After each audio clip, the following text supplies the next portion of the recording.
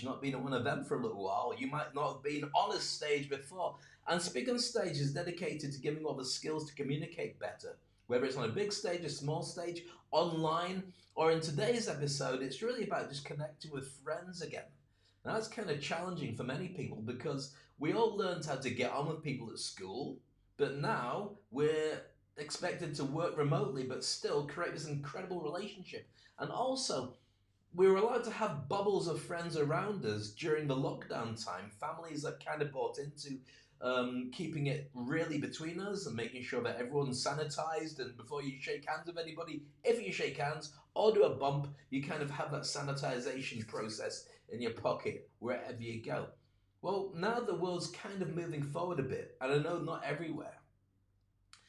You have to make friends again because we're social animals. But how do you go about doing it? What's missing from that whole process? And how do we get back to the stage of where we were before, but also add the online to have a global network of friends, which is fantastic for your social life, but also for your business? That's what we're analyzing today. So stick with us and find out how you can make more quality friends and speak on stage.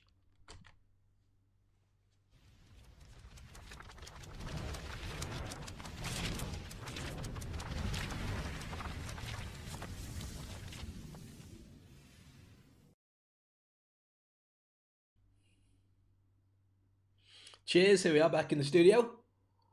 Another gorgeous day here in Dubai. And Dubai's been out of lockdown now for about 9 months. So we kind of came out of it faster than most places.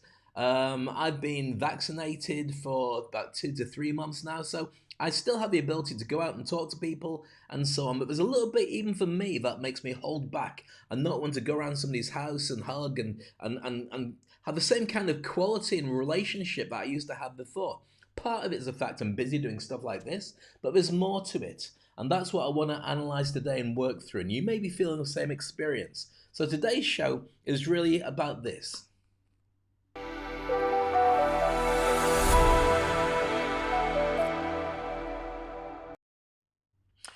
It's about how to make new friends again. That also includes bringing back the friends that you had before, but you don't really know how to relate to them. So this is what today's episode is truly about, and I hope that what we share today will make it easier for you to connect. When I pick up my daughter from school every day, I see the families, I see the parents I've known for many years, and many of them say hi, and I recognize them, and many of them say hi, and I have no idea who they are because the kind of body shape has changed over the last year, says Dave.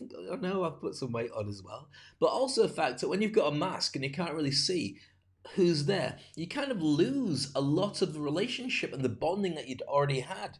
Because once you've seen their eyes and you've seen their face and you've got the movements, you're able to work out what a relationship is, all the rest of it falls into place. But when you can't recognize them and they're saying, hi, how are you? You've got to start from scratch by asking those questions. Who are you? And what do we know about each other? And where does that go? So, with today's episode, it's really about looking at a couple of different things that I think you'll find really interesting.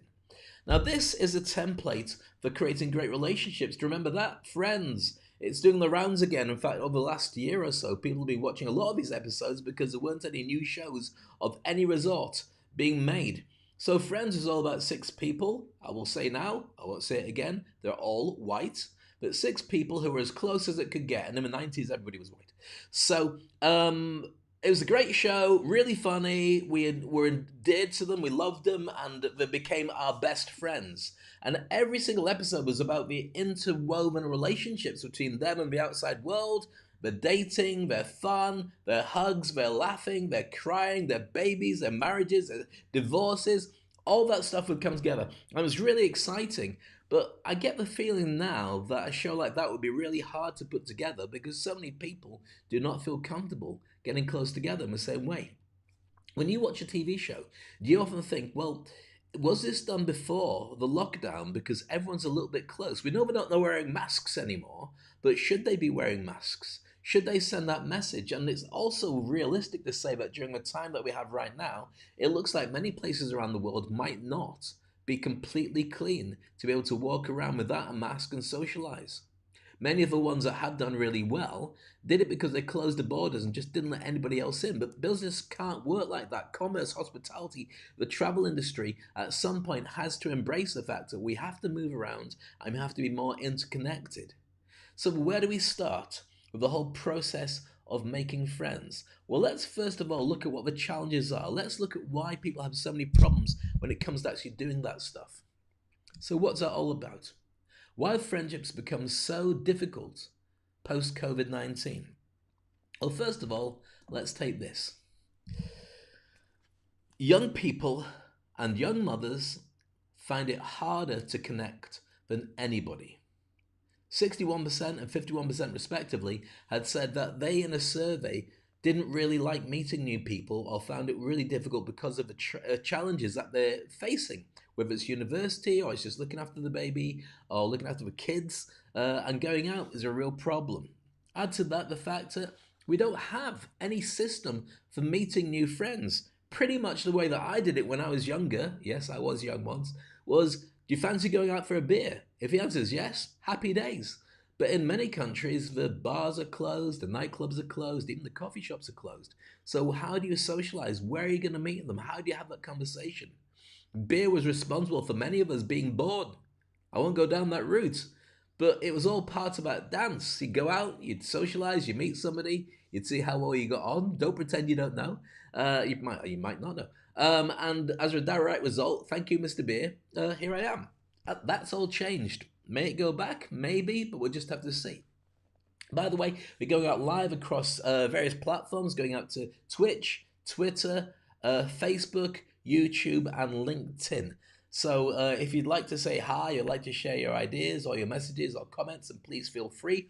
If you've got friends that you'd like to be connected to, send them this. Get them to watch it live or later. And as a result of that, it may actually bridge a gap and get them to talk to you in the way that they haven't done for a very long time. So there we go. Let's go back to this. Number 3, no experience of intimacy. Here's how bad it's got. There's a thing called a Cuddle Comfort app.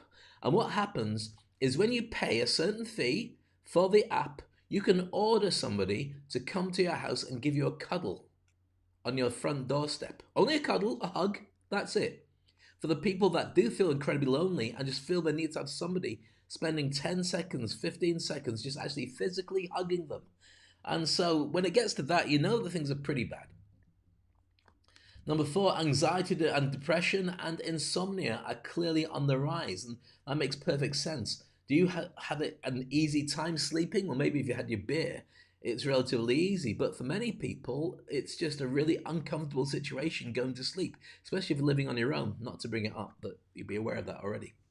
Number 5, moving for work means starting again in many cases. So for many people, they're leaving where they grew up and relocating to a new place, and you've got to start again with their social life. That's even worse after lockdown. If you lost your job and you're moving to somewhere to start again, you're moving to a new place that probably has empty streets. So how are you going to connect? Once you've moved in, you've got no knowledge of your neighbors, you've got no knowledge of what to do next. It's a big problem. Number 6, friendship low down on the priorities when surveys are done. Now this sounds ridiculous, but it's completely true. Did you know that in a survey done in 2017, first of all, family was priority of 69%, career 34%, money 23%, faith 20%, and friends was right down on the list. 19% of people said that friendship was really important to them above all those other things. So it's no surprise that we really have been losing those skills. Add to it, there's more things. Tech, for instance, is more important in many cases than people. Do you check to see how many real friends you have in the world? Do you know how many real friends you have in the world? I mean, people you could call and they'd come around to see you or socialize with you or go out for a meal at the drop of a hat, as opposed to how many people online are your followers who aren't your real friends, but they will certainly comment and share and like the stuff you're doing, but you've got no physical proper relationship, and you might not share your innermost thoughts because it'd be creepy because you don't really know them that well. Next up, people have got less cash than before, generally, for socializing and doing things. Depending on your age, you may be saving to leave home, you may be buying a new home, you may be paying school fees, buying a car. Now, these are pretty universal, but what's happened is basically the cost of living's gone up. And so there's less money to be thrown away into socializing, having fun, and let's going out and having a party. I look at all the times that I used to go out and socialize when I was much younger, but I was living at home with my parents. And yes, Dad, thank you, and Mum as well, for paying all those bills, which I thought just grew on trees. But when you're actually looking after it all yourself, you've got other options, and none of them seem to be just left for you to go out and have a really good time. Next on the list is this. We're used to being on our own when things go bad. We're now used to it. It's a thing we kind of got used to, and it's not a good thing.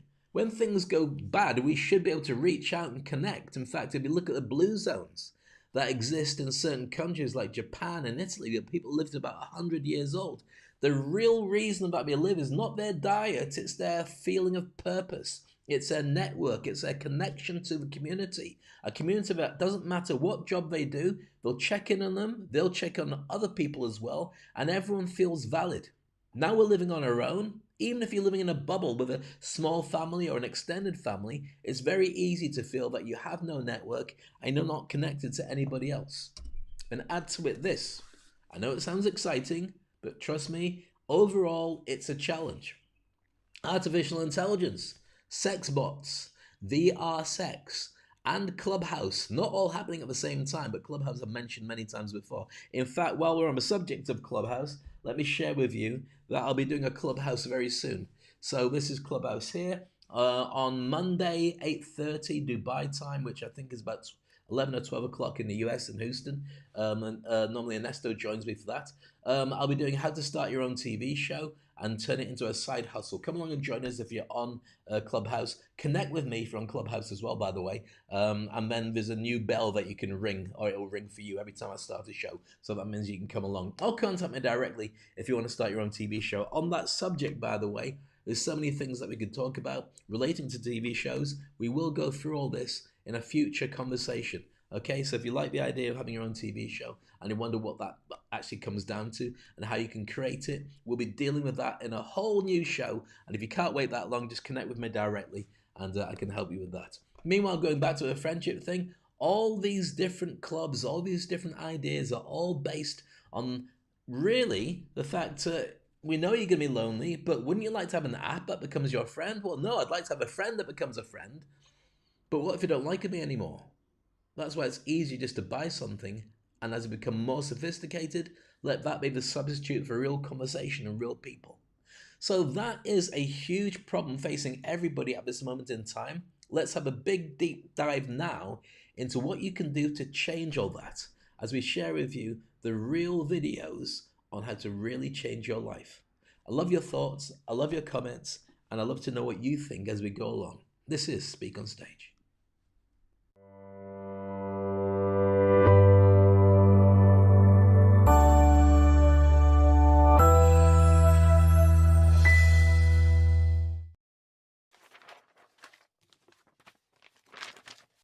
Do you remember how easy it was to make friends in high school?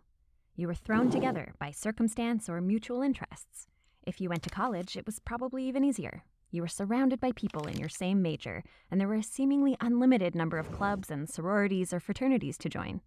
You thought it would always be that easy, didn't you? So did I. My first job out of school felt like a bucket of cold water to the face. Gone were the ready-made friend groups. People I thought I'd know forever moved out of town, and my new work colleagues might as well have been from a different planet. I lived far away from family in a small community with only my husband for company. And for a long time, I tried to look at this as a positive. An empty social calendar meant more time to start on my career path and fewer opportunities to overspend on nights out. Plus, as an introvert, I didn't really feel like I needed anyone else. After moving to a bigger town and starting work at the same company as my husband, however, I realized I had a problem. We woke up together, went to work together, talked in chat messages all day, went home together, had dinner together, and went to bed together. We weren't experiencing anything new worth discussing. Eventually, the idea of spending one more evening staring into my peas, grasping desperately for a topic of conversation, was almost nauseating. I needed to find fun things to do and fun people to do them with. The fact that not having friends made me so unhappy shouldn't be surprising, given the fact that having quality friendships is good for your health. It reduces stress, lowers the risk of later life cognitive decline, doesn't require special equipment, and doesn't have to be expensive.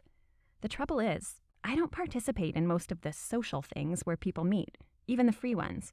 I don't party, and loud music makes my head hurt, so bars are out. I don't believe in getting overly chummy with coworkers, and I'm not a member of a religious organization. My favorite hobbies are solitary ones. Having no real idea how to make friends outside of college, I turned to technology, specifically a dating app. Well, that's only sort of true. I just like freaking people out. It was actually the find friends of your same gender side of a dating app. Clearly, I'm not the only 30-something struggling. I scanned hundreds of profiles, swiping left and right with a dedication that probably bordered on scary. Unfortunately, for the most part, I found the app underwhelming. You know what a lot of women in my town love? Yoga and boozy brunches. I also enjoy these things occasionally, but are they what I lead with when I have 4 sentences worth of space to get someone to want to chat with me? They are not. At least all the similar-sounding profiles made it easier to spot a few nerdy gals who listed interests like reading and playing board games. Finding each other was, I think, akin to spotting a lifeboat in the middle of the ocean after a shipwreck.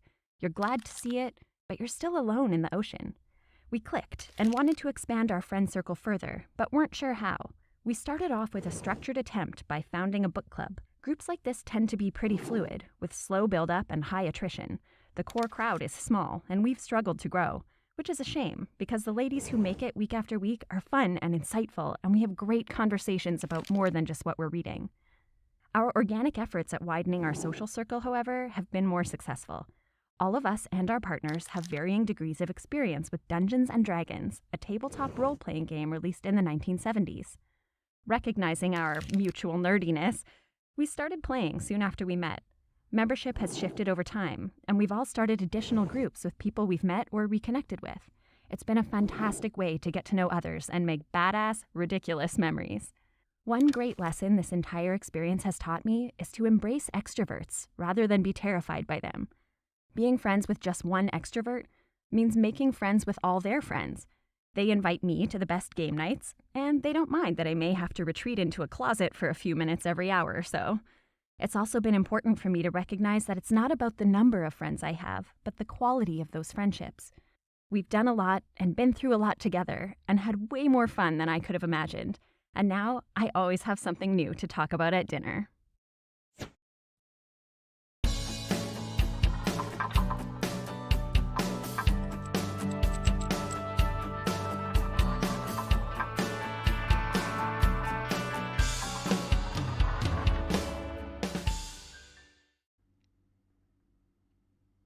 So welcome back to me, Dave Crane, on Speak on Stage, and that was a look into a couple of things, especially if you're an introvert. Now, here's a really weird thing. You might not know this about me, but I'm a massive introvert.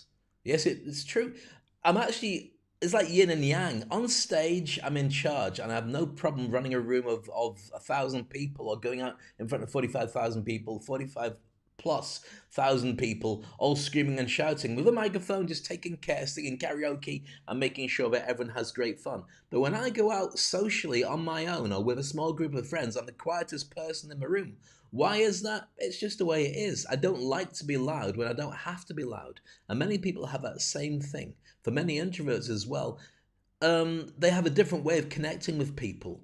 And so it's really nice when you do meet another introvert, because there you can have a conversation without trying to score any points, just by connecting. You might find the same thing. Let me know in the comments if you're an introvert or an extrovert, or you've never really thought about it before. I'm always fascinated to find out. Okay, so let's go back to why it truly matters. Let's go back to the big challenges here on how to make new friends. And so with that, I'm going to share with you a couple of ideas that I think are kind of useful to being able to make that a quality experience for yourself and everybody else. Number one, remember this: your fear is in your head. The way that you feel about all these things, you actually are creating them. People don't perceive it the way that you perceive it. So just remember, if you want to say hello to people, just say hello to people. They might say yes, they might say no. The odds are they'll probably say hi back. And 99% of the time, you just feel better as a result of that, unless you run away straight away afterwards. Okay, next up, number two is this. Start with the people you know and the people they know. What does that mean? Well, if you're going to start making friends, especially after lockdown, you already have a huge amount of friends that are on your phone. Let's start saying hello to them, friends and family, and start communicating with them. They may well have a network of people that you can connect to and be introduced to, people who might have the same interests and so on. And just like in sales, the best way to close a deal is not to go out and cold call somebody, it's to be introduced and referred by somebody who sings your praises. Because then within 3 seconds of turning up, as long as you don't prove you're a serial killer or you've got a kitten in a box and you're shaking it and doing horrible things at the same time, people go, oh, you are the same as the person I Googled. Great, let's get some business done. So connecting through other people can be really useful.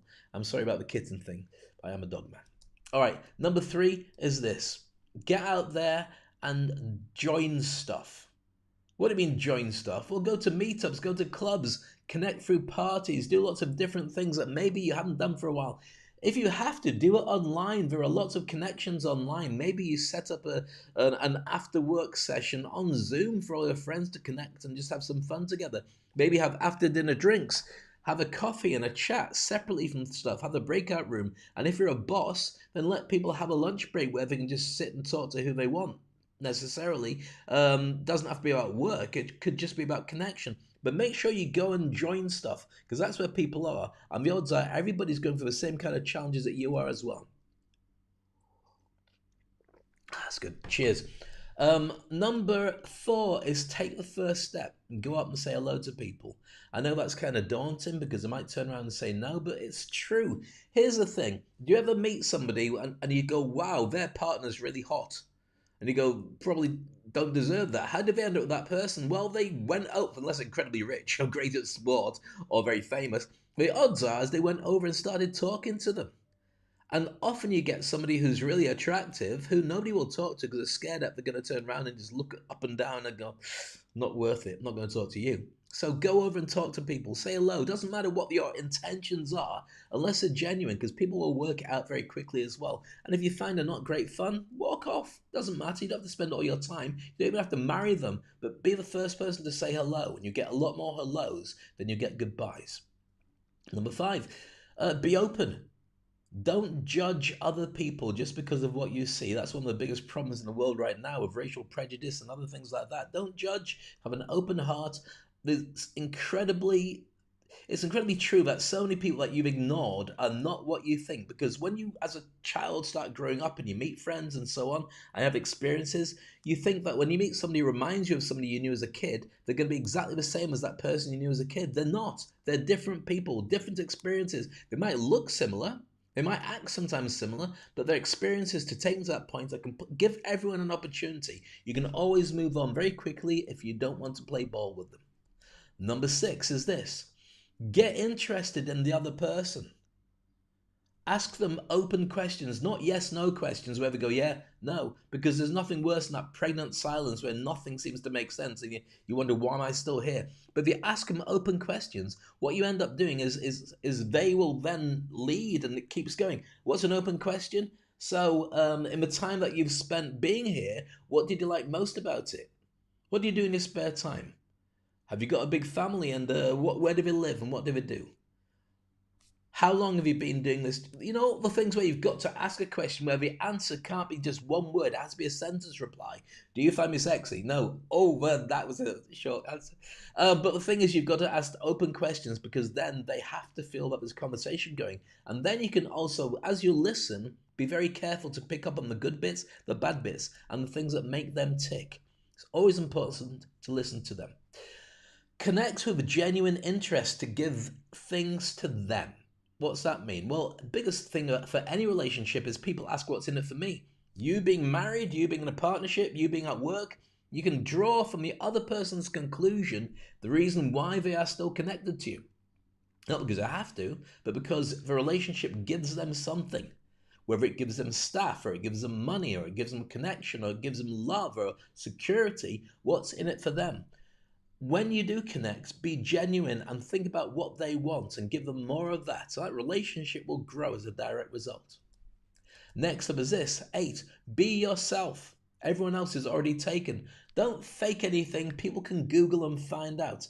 But just be honest and open. You don't have to share everything. Oh, I'm a shoplifter. Really? Yeah, I can't stop myself. In fact, I had a look in your bag when you went to the bathroom. Too much information. But it does matter about connecting with people, and it does matter that they get to know the real you. And don't worry about what people think of you. It doesn't really matter. As long as you're proud in your own skin and you're happy, you don't have to marry anybody. Just make friends. And what happens is people appreciate the transparency and the honesty, and we will all fill the gaps of things that go wrong. So imagine meeting somebody in a restaurant or a coffee shop or even a bar, and you're talking to them, and you say, "Where are you from?" And they say, "Well, I'm from the same place." Well, for me, I'm from the UK. Whereabouts in the UK? I'm from the northeast. Whereabouts? Northeast of England. A place called Redcar. No, I'm from Middlesbrough. Really? Yes. That's so close to where I grew up. Fantastic. So where were you? Which school did you go to? Well, actually, I moved from Redcar. I used to go to Rye Hills. No, Rye Hills School. Yes. Oh my goodness, that's incredible. Same as me. So what do you do? Well, I'm a serial killer. Okay, well, forget that. But let's talk about Rye Hills and talk about Redcar. You see how you skip over that? Well, you wouldn't skip over that. You'd probably run over that. But the whole point is that when you create that bonding and you tell people who you genuinely are, they're looking for ways to connect to you, and you give them an easy way of doing it.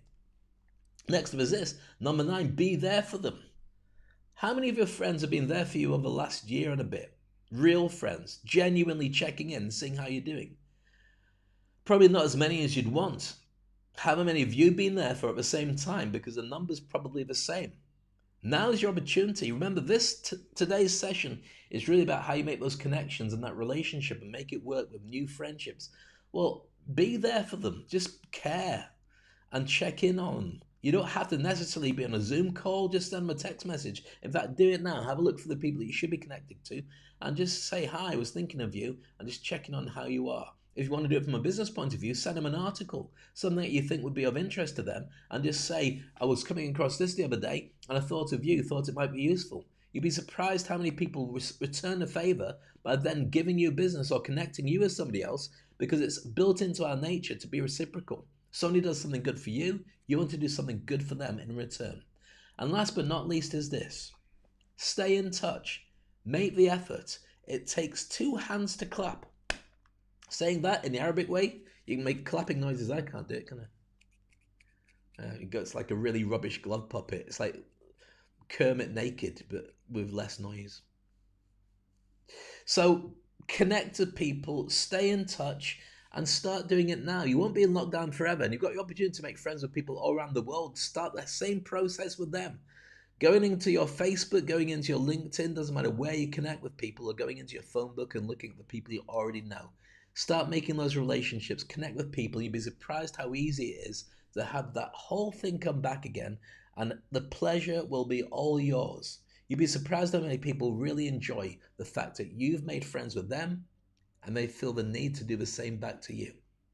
I hope that's kind of useful for you today, because I feel better already. I feel like we've been our friends all the way through. And thanks for your comments and your thoughts, and let me know whereabouts in the world you are. And also, likes and shares are very useful. So any likes and comments that you can make, the algorithm makes sure that other people gets to see this as well. So it's kind of good.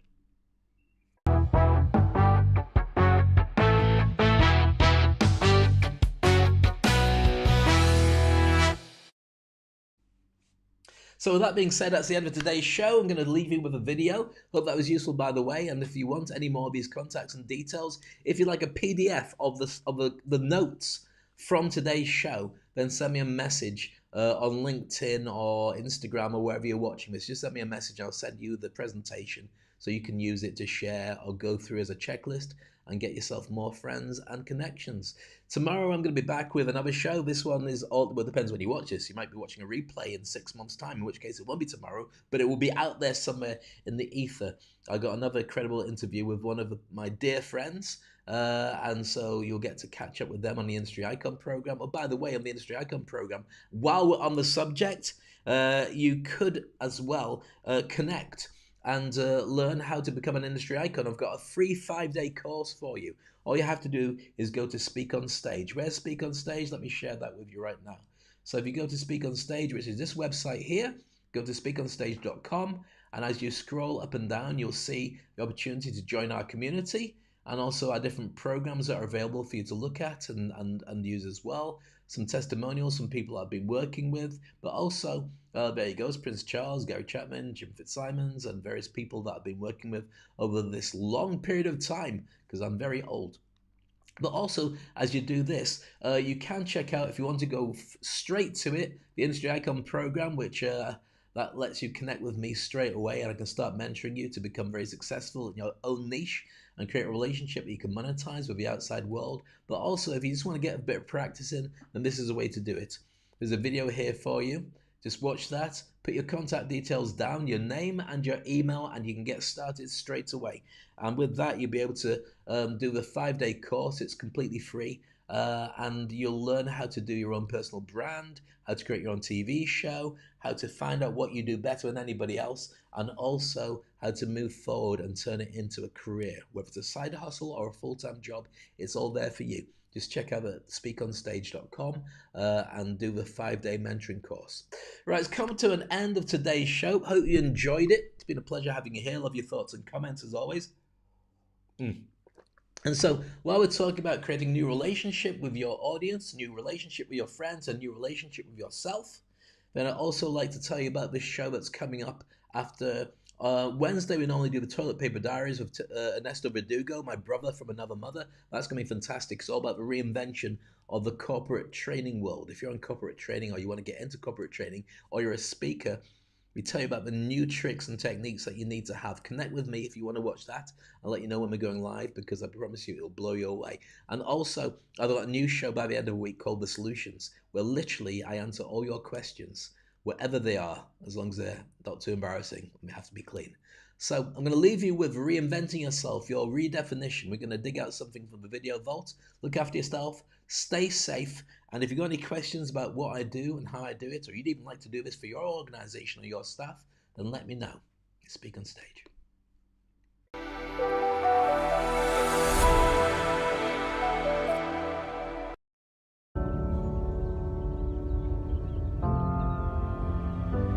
I want to ask you a question. What defines you? What if you lost your money, you lost your job, you lost your house, you lost your shoes, you lost your friends, you lost the ability to turn around and say to people, this is what I want from my life? What if you had no rights? What if you had no clothes? What if you had nowhere to live? What if your passport went and you lost your ability to take a plane to anywhere in the world? What if a bank didn't recognize you? What if nobody recognized you? What if you lost your health? And on top of that, you lost your will. What would you be after all those things? The truth is, you would still be you. Your phone, your gadgets, the people around you, they're what define you right now, but that's not who you truly are. The person you truly are is whoever you decide that you're going to be. And you can decide that person every single day. Every day you have a choice. You can stay where you are. You can look at the past. You can look at all the trophies on the shelf and the photos and the selfies of the places that you've been and the people you've met. And you can say, that is me. Or you can say, that was me yesterday. The one that comes today and the one that comes tomorrow. It could be anybody. And the adventure is, I'm going to define them right now.